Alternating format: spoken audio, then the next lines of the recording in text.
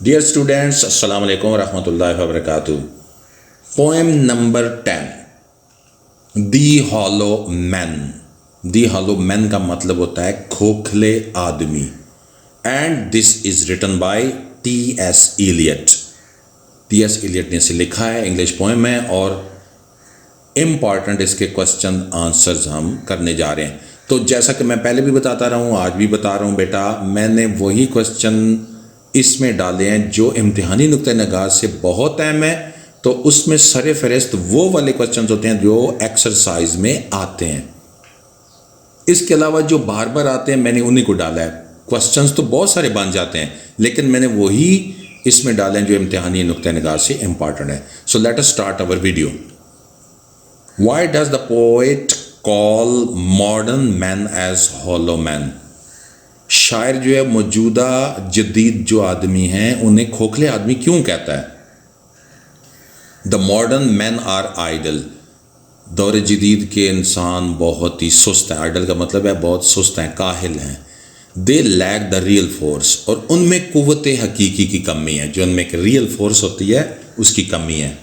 Therefore इसलिए the poet calls modern man as hollow man. इसलिए शायर दौर जदीद के इंसानों को खोखला आदमी कहता है. Right a critical note of the poem. इस नाज़्म का तनकीदी जायज़ा लें. या ये सवाल इस तरह से भी आता है, what is the message of the poem. इस पोएम का मैसेज क्या है, पैगाम क्या है. या ये सवाल इस तरह से आता है, what is the central idea of the poem.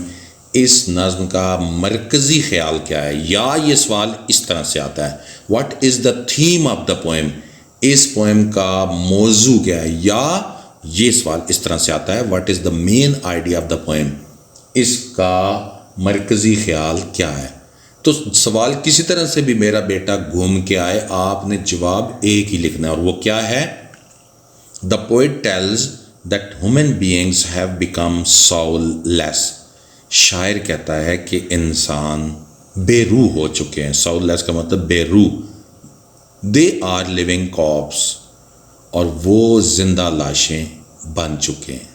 यानी उनमें कुव्वत हकीकी की कमी है, उनमें कोई जज्बा नहीं है और वो चलती फिरती लाशें. कॉर्प्स का मतलब होता है लाश. Please subscribe to my channel. Thank you so nice of you.